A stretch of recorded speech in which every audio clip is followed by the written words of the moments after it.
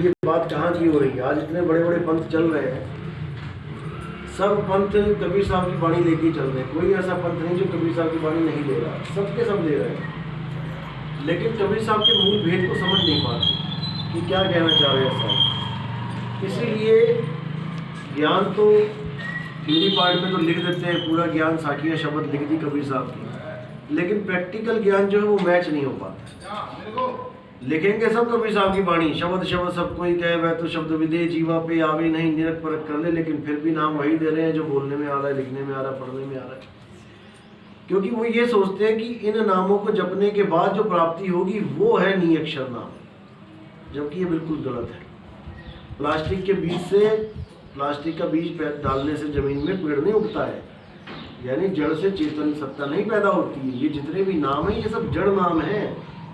जैसे मूर्ति है, मूर्ति जड़ है, मूर्ति से भगवान पैदा नहीं हो सकता, मूर्ति से आत्मा पैदा नहीं हो सकती, आत्मा से मूर्ति पैदा हो रही है। मूर्ति बनाने वाला एक आत्म देवी है जो पत्थर को तोड़ तोड़ के मूर्ति बना के रख देता है। तो हमने यही समझना है कि जड़ क्या है और चेतन क्या है, जड़ नाम क्या है, चेतन नाम क्या है। गुरु ने जो नाम दिया हमें वो जड़ नाम दिया है या चेतन नाम दिया है? जड़ नाम में क्या आता है? जाप, अजपा और अनहद, ये जड़ नाम है। अगर कोई नाम बोलने वाला दे दिया गुरु ने और कहा कि इसको जपते रहो सारी उम्र, तो समझ लो उसने तुम्हारी सूरत को जड़ से जोड़ दिया। जड़ नाम है। कैसे पैदा हो रहा है? इन मुंह, जीभ, होठ, कंठ से। तो साहिब कह रहे हैं होठ कंठ लागे नहीं जिब्या नहीं उच्चार, गुप्त वस्तु जो लगे सो है हंस हमार। वस्तु की बात हो रही है। हम नाम के पीछे पड़े हैं, हम नाम ले आए, गुरु जी से नाम ले आए, कितने नाम दे दिया हमें? 5 दे दिया, हमें 7 दे दिया, हमें 8 दे दिया। वस्तु का कोई ज्ञान नहीं। मीराबाई कहती है वस्तु अमोलक दी मेरे सतगुरु, कृपा कर अपनायो पायो मैं नाम रतन धन पायो। मेरे गुरु ने मुझे वस्तु दी है, और वो वस्तु कोई जेब से निकाल के थोड़ी नहीं दे दी कि वो वस्तु मेरे पास नहीं थी उसने दे दी मुझे। वस्तु मेरे पास थी, लेकिन मुझे वस्तु का ज्ञान नहीं था। जैसे कस्तूरी हिरण के पास है, लेकिन उसको उसका ज्ञान बोध नहीं है। कस्तूरी कुंडल बसे मृग ढूंढे बरमाही, और ऐसे रमता राम है ये दुनिया जाने नहीं। रमता राम तो रम ही रहा है आप में, उसको कौन दे सकता है?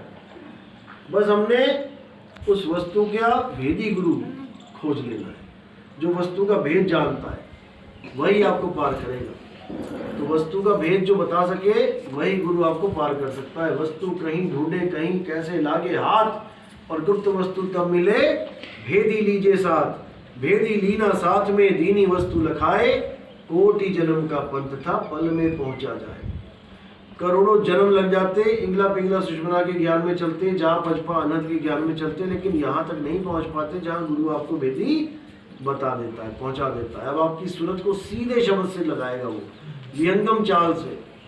जितने भी संत इस दुनिया में सतलोक की बात करते हैं, अलग अगम अनामी लोक की बात करते हैं, वो आपको विहंगम चाल से नहीं छोड़ सकते। वो क्या कहेंगे? पहले आपको यहाँ आना पड़ेगा, फिर यहाँ आना पड़ेगा, फिर यहाँ आना पड़ेगा, फिर यहाँ करना पड़ेगा, फिर ये विहंगम चाल नहीं है। ये है मकड़ी की चाल, चींटी की चाल, मछली की चाल। जो हमारी चाल है वो है विहंगम चाल। अगर सत्संग सुना होगा आपने विहंगम चाल वाला, उसमें बिल्कुल कबीर साहब ने क्लियर कर रखा है। पहले तो काया का पूरा भेद खोल दिया कर नैनो दीदार में, सारे भेद खोल दिए। यहाँ पर गणेश जी हैं, यहाँ पे महेश जी हैं, यहाँ पे विष्णु जी हैं, माता जी है, यहाँ अलग निरंजन है, सारे लोग खोल दिए। 88 दीप रचाए, सारे रचना बता दी। सतलोक, अलग लोग, अगम लोग, अनामी लोग, सारी रचना बता दी। उसके बाद क्या बोला? काया भेद किया निर्वारा, ये सब रचना पिंड मंजारा, माया अवगति जाल पसारा, सो कारीगर भारा है। आदि माया कीनी चतुराई, और झूठी बाजी पिंड दिखाई। अवगति रचना रची अंड माही, वाका प्रतिबिंब डाला है। ये सब माया का खेल है। जितने भी लोग अनहद नाद को पकड़ के बैठे हैं, इंगला पिंगला सुषमा में प्रकाश को देख रहे हैं, ज्योत को देख रहे हैं, अनहद को देख रहे हैं, रंग बिरंगे डब्बक डब्बी आ रहे हैं उसको देख रहे हैं, ये सब माया जाल है। तो साहिब क्या कह रहे हैं लास्ट में? कहते हैं शब्द विहंगम चाल हमारी, पर कहे कबीर सतगुरुदई ताली। खुले कपाट शब्द झनकारी, और पिंड अंड के पार सो देश हमारा है। यानी अब पिंड और अंड के बाहर की साधना करनी है आपने। बहुत देख लिया इंगला पिंगला सुषमना में झांक झांक के, अब इंगला पिंगला सुषमना को आप बाईपास कर दो। जैसे भारत और अमेरिका के बीच में पाकिस्तान पड़ता है, लेकिन पाकिस्तान से हमारी बनती नहीं है, तो हमने क्या करना है, हमने सीधी फ्लाइट पकड़नी है अमेरिका जाने के लिए और पाकिस्तान को बाईपास कर देना है, सीधे अमेरिका पहुंच जाना है। यानी अब अपनी चाल को विहंगम चाल बना देना है हमने।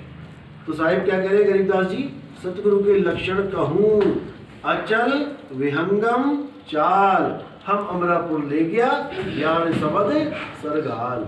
यानी सिर पे रख के ज्ञान शब्द को वो मुझे परमात्मा मुझे सतलोक में ले गया। सतलोक यानी कोई लोक नहीं है वो। साहिब कहते हैं लोक अलोक शब्द है भाई, और जिन जाना तिन संशय जाई। शब्द ही हमारा लोक है, हम शब्द से बिछड़े हैं, शब्द में ही हमने समाना है, तब हमारी मुक्ति होगी। हमने किसी सतलोक में नहीं जाना, कोई अलग लोक अनामी लोक अगम लोक में नहीं जाना। हमने कहाँ जाना है, सुरत समाए शब्द में और वाह को काल न खाए। शब्द में ही हमारा स्थान है, शब्द ही हमारा गुरु है, शब्द ही हमारा पिता है, जिसको सतनाम कहते हैं। सतनाम ही हमारा पिता है। संत घासीदास हुए एक छत्तीसगढ़ में, वो सतनाम को अपना पिता कहते थे कि मेरा पिता सतनाम है, और उनके पंथ का नाम है सतनामी पंथ। अब कई महात्मा सतनाम को क्या बता देते हैं, ओम सोम सतनाम है, ओम सोम सतनाम है। तो घासीदास जी पिता क्यों कह रहे हैं उसको, सतनाम को, और बाबा नानक उसको सतनाम वाहिगुरु क्यों कह रहे हैं। वाहिगुरु तो एक है, ओम सोम वाहिगुरु नहीं हो सकता। ओम सोम तो स्वयं सत्य नहीं है, उनका नाम जोड़ के मिला के सत्य कैसे हो गया। सत्य वो होता है जिसका कभी नाश नहीं होता। तो सत्य केवल एक है, और सत्य क्या है, आत्मदेव ही सत्य है। इस दुनिया में बाकी जो कुछ भी है वो तीन गुण के अंतर्गत आता है। केवल एक आत्मा है जो तीन गुणों से ऊपर है। उसको क्या बोला, तीन गुणों की भक्ति में भूल पड़ा संसार, और कहें कबीर निज नाम बिन कैसे लागे पार। निज नाम यानी निज नाम, मेरा नाम, क्योंकि मैं अपने आप को शरीर मान बैठा हूँ, शरीरों के नाम लेके बैठा हूँ। अब मुझे अपनी आत्मा का नाम चाहिए, जिसके लिए नानक साहब ने कहा प्रभु कृपाल कृपा करे, नाम नानक साधु संग मिले। जब प्रभु कृपा करता है तो नाम मिलता है, साधु का संग मिलता है। और नाम क्या देता है कि कहे नानक के भी तेरी वड्याई, कोई नाम न जाने मेरा। यानी इस दुनिया में मैं जहां भी गया, मुझे किसी ना किसी ने भगवान के नाम पकड़ा दिए। सबने मुझे नाम दिए लेकिन किसी और के दिए, जबकि मेरी मुक्ति किससे होगी, निज नाम से। मैं कौन हूं, मेरा नाम क्या है। इसी को बोलते हुए बुल्ले शाह जी महाराज ने क्या बोला कि बुल्ला की जाना मैं कौन।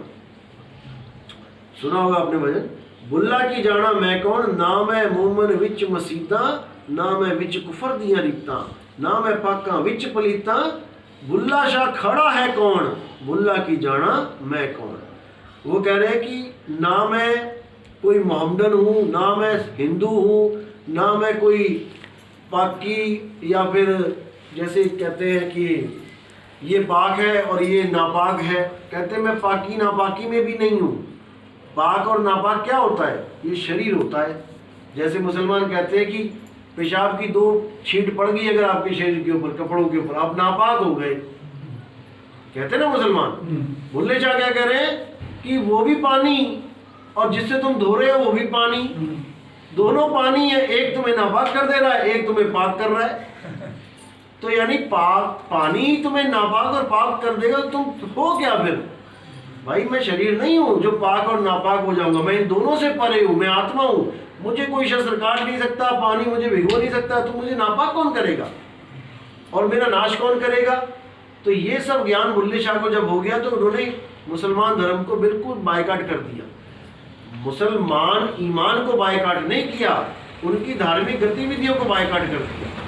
वो कहते हैं कि आप सब आदम और हव्वा से पैदा हुए हो। उन्होंने बोल दिया ना मैं आदम हव्वा जाया, मुझे आदम और हव्वा क्या पैदा करेंगे, मैं तो आत्मा हूँ, अजन्मा हूँ, मुझे कोई पैदा नहीं कर सकता। तो वहां पर बुल्ले शाह की खिलाफत करने लग जाते थे लोग कि बुल्ले शाह ये कैसा मुसलमान है, ये कुरान को नहीं मानता, इसको नहीं। वो कहते मैं आत्मा को जानता हूँ। बुल्ला शाह खड़ा है कौन, वो कौन है जो सदा सदा के लिए अटल है। खड़ा यानी कि अटल है, चलता नहीं है, वो अचल है। जिसको गरीबदास जी ने कहा कि सतगुरु के लक्षण कहूं अचल विहंगम चाल। अचल यानी जो चले ना। अब मैं अगर लगातार खड़ा रहूं, मैं चलूं ना, तो मैं अचल ही हूं। आत्मा अचल है। इसी को नानक साहब ने बोला, आत्मा अडोल न डोलई गुर के पाए सुहाय। आत्मा अडोल है, आत्मा कभी चलती नहीं है। उसी आत्मा के साथ सूरज जोड़ने पे आपकी मुक्ति होगी, नहीं तो आपको कोई मुक्त नहीं कर सकता। इसी का भेद सब संतों ने खोला, लेकिन हम आत्मा को ना जानने के कारण हम शरीरों के चक्कर में पड़ गए। पहले हमें देवी देवता पूजवाए जाते थे, अब गुरु ऐसे मिल गए जो देवी देवताओं की फोटो निकलवा देते मंदिरों से, अपनी फोटो लगवा देते। अब खड़ी जोत अगरबत्ती करते रहो उनकी फोटो के आगे। क्या फर्क पड़ा भाई? राम जी कृष्ण जी को छुड़वा दिया, अपनी पूजा करवा दी, रहे तो शरीर के शरीर।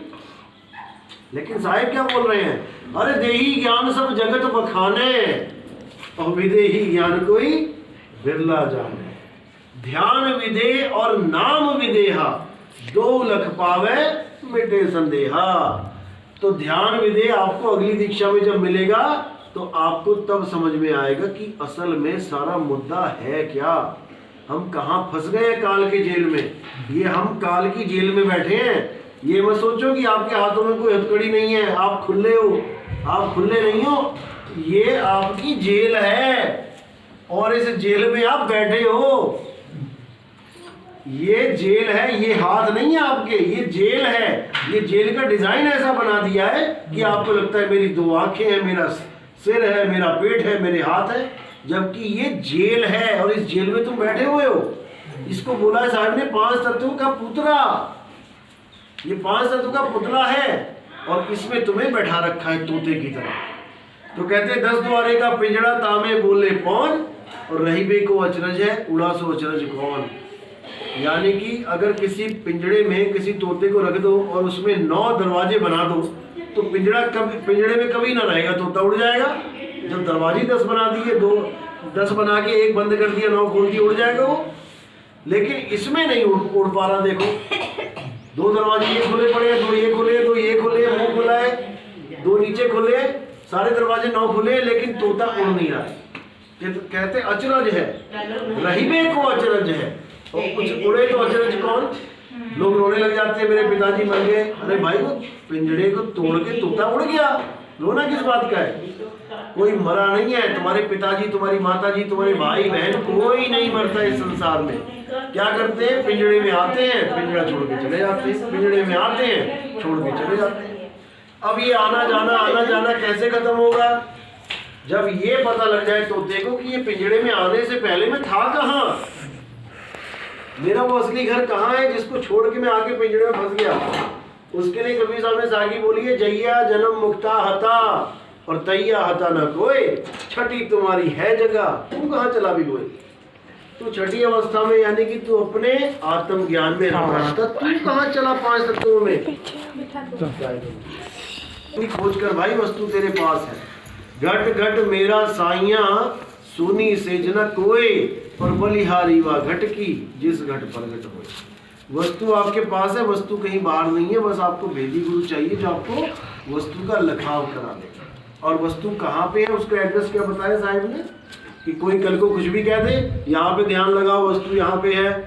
नाभि में ध्यान लगा लो, देखो कस्तूरी नाभि में है, हिरण के तुम्हारी भी नाभि में परमात्मा फिट है, ऐसा नहीं है। उसके लिए साहिब ने बोला, अदर द्वीप तह गगन गुफा में है निज वस्तु सारा, और ज्योति स्वरूपी अलख निरंजन धरता ध्यान हमारा। वस्तु का एड्रेस ही बता दिया। अब कोई वेदी गुरु होगा तो समझ में आ जाएगा उसको कि देखो एड्रेस लिखा है। नहीं तो कोई गायक गुरु होगा तो गा गा के रात काली करके चला जाएगा। अब उसको पूछो ये तूने गाया है, इसका मतलब क्या है? अदर द्वीप तह गगन गुफा में है निज वस्तु सारा, और ज्योति स्वरूपी अलख निरंजन धरता ध्यान हमारा। यही वो एड्रेस है जो आपको दूसरी दीक्षा में बताया जाएगा। इसी एड्रेस की कमी की वजह से हम सब भटका खा रहे हैं, क्योंकि हमें पता ही नहीं है हम आए कहाँ से और जाना कहाँ है। दोनों एड्रेस है। अभी आपको यहाँ रजिस्टर लगा दें, आप लोग लिखो कि कहाँ से आए हो, तो क्या लिखोगे? एड्रेस लिखोगे। और उसके बाद पूछे कि भाई सत्संग के बाद कहाँ जाओगे, तब भी एड्रेस लिखोगे। अब आने का और जाने का एड्रेस आपको पता है तो आप निर्बंध हो, आए, सत्संग सुना, लंगर पानी छका और घर को चले गए। कौन रोएगा यहाँ पे? रोता कौन है? जिसे ना आने का पता न जाने का पता, वो रोएगा। तो साहिब कह रहे कहाँ से आया और कहाँ जाएगा, खबर करो अपने तन की, और सतगुरु मिले तो भेद बताए, खुल जाए अंतर खिड़की। ज्ञान रूपी चक्षु खुल जाएंगे, तुम्हें पता लग जाएगा कि मैं कहाँ से आया हूँ और मैंने जाना कहाँ है। तो साहिब कह रहे मन की तरंग मार लो, बस हो गया भजन, आदत बुरी सुधार लो, हो गया भजन। आए हो तुम कहाँ से और जाना तुम्हें कहाँ है, इतना बस विचार लो, हो गया भजन। बस इतना ही काम है संतों का, वो तुम्हें एड्रेस देने आते हैं, कोई तुम्हें पहुंचाने नहीं जाता वहां तक, भूल जाओ इस बात को। आप सबको मैसेज आ गया था ना कि भाई इतनी तारीख को इतने बजे मैं आ रहा हूँ, एड्रेस पहुंच गया सबके पास? क्या मैं लेने गया किसी को? कोई नहीं गया। क्या मैं छोड़ने जाऊंगा घर पे किसी को? कोई नहीं जाएगा। बस तुम्हारे पास एड्रेस होना चाहिए, तुम खुद पहुंचोगे, और एड्रेस होगा तो तुम खुद जाओगे, बीच में बचोले की जरूरत नहीं है। सीधी सी बात है। उसके लिए साहब ने बोला कि लो चुंबक की प्रीत ज्यों लोह को लेत उठाए। अब लोहे को चुंबक ने उठाया तो बीच में किसकी जरूरत है? किसी गुरु की जरूरत है क्या? किसी गुरु की जरूरत नहीं है। बस जरूरत क्या है कि ये लोहा जो भटक रहा है इधर इधर इधर, इसको सेंटर में लेके आना है। बस सूरत फंसी संसार में, तासे पड़ गई दूर। अब क्या करना है? सूरत बांध स्थिर करो। जब तुम यहाँ पे स्थिर करोगे तब एक डोर आएगी यहाँ से। डोर कौन सी है? वही मकर तार की डोर है। उसी डोर पे आपने चढ़ना है। लोहे को चुंबक जब उठाती है तो बीच में कोई क्या धागा बंधा होता है? बाकी आप कोई भी चीज, बाल्टी को भी उठाना है आपने, कोई सामान उठाना है तो आप धागा बांध के उठाओगे छत पे से, धागा दिखाई देगा। लेकिन चुंबक लोहे को जब उठाती है तो वो भी एक धागे से ही उठाती है, लेकिन वो धागा दिखता नहीं है। उसको कहते हैं चुंबकीय धागा, मैग्नेटिक फील्ड।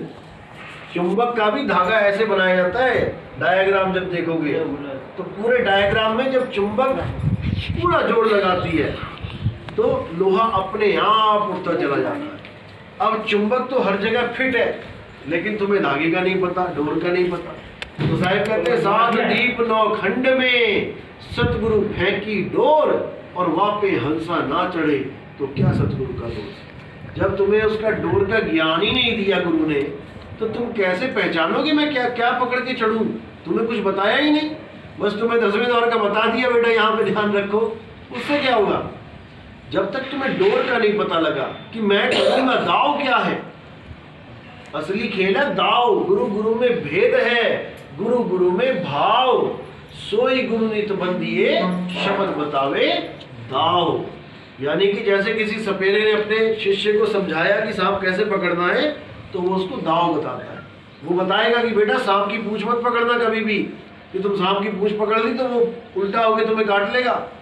सांप की कभी कमर मत पकड़ लेना पीछे से, कमर पकड़ ली तब भी काट लेगा अगर बीच में से पकड़ ली। अब क्या करना है?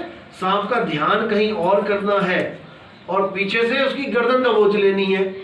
जब तुम उसकी गर्दन दबोच लोगे तो क्या करेगा? ज्यादा से ज्यादा लपेटा मार लेगा तुम्हारे हाथ में, इससे ज्यादा कुछ नहीं कर सकता, क्योंकि तुमने उसकी मुंडी पकड़ ली। अब वो हिल नहीं सकता, तुम्हें पलट के काट नहीं सकता। ये दाव है, बड़े से बड़ा कोबरा इस दाव में आ गया ना, कुछ नहीं कर सकता हूँ। तो ये है दाव। अब हमारा जब काल के साथ जंग होगा, जब हमारी मृत्यु आएगी, काल भगवान आएगा, तो हमारे पास दाव क्या है? अगर हमारे पास दाव है तब तो हम बच गए काल से, नहीं तो क्या होगा? बाकी जीवों की तरह चल गर्भ के अंदर। अब दाव क्या है? काल को पकड़ने का, काल से जीतने का। काल के सिर पे पांव दे सतगुरु के उपदेश। एक बार युद्ध हो रहा था ना दुर्योधन का, किसका? अपना भीम का, और एक और था जो जरासंध। जब उसका मल्ल युद्ध हो रहा था तो अब वो हरा नहीं पा रहा था भीम, उसको कितना ताकतवर भीम, लेकिन फिर भी उसको हरा नहीं पा रहा था। तो कृष्ण जी ने क्या किया? बाहर से, याद नहीं है? दाव बताया उसे, तिनका तोड़ के ऐसे फेंक दिया। ये दाव था। अगर गुरु ने दाव दे दिया तो जीत पक्की है। अब कबीर साहब का एक ही दाव है, वो ये नहीं कहते कि जाओ तुम काल का नाम जपो, जो निरंजन ओंकार, जो वो तुम्हें छोड़ देगा, किसी को नहीं छोड़ेगा। वो जो काल का नाम जपेगा सबसे पहले उसे ही खाएगा, वो पक्का परमानेंट है उसका ग्राहक। अब साहिब कह रहे काल के सिर पे पांव दे, सतगुरु के उपदेश, जो तुम्हें गुरु उपदेश देगा दूसरी दीक्षा में, काल के सिर के ऊपर कैसे पैर रखना है वो बताएगा। और जब आप पैर रख दोगे फिर क्या कहते हैं, साहिब वहां पकड़ के ले चले अपने देश। इसी को धर्मदास जी कहते हैं, मेरे सतगुरु पकड़ी बाह, नहीं तो मैं नहीं जाता। बाह पकड़ ली यानी मैंने काल के सिर पे जैसे ही पैर रखा, अब गुरु ने मेरी बाह पकड़ ली। गुरु क्या है, शब्द है। बाह क्या है, मकरतार की डोर है। और धर्मदास क्या है, धर्मदास सूरत है। समझ रहे हो? बिल्कुल समझ रहे हैं। हाँ, बस यही समझना है। जिसने ये समझ लिया उसका बेड़ा पार हो गया, नहीं तो यहीं रह गए 9 दरवाजों में उलझे। चलो, बाकी सत्संग मैंने कर रखे सारे, YouTube पे सुनो। अब यही विराम देते हैं वाणी को और दूसरी दीक्षा का करते हैं प्रोग्राम। बाकी लंगर अच्छा, दूसरे दोबारा कब आओगे साहब? दोबारा जल्दी आएंगे। वैसे तो 1.5 महीने के अंदर वापस आना है। ठीक है, महीने 1.5 महीने आपको बुला लेंगे।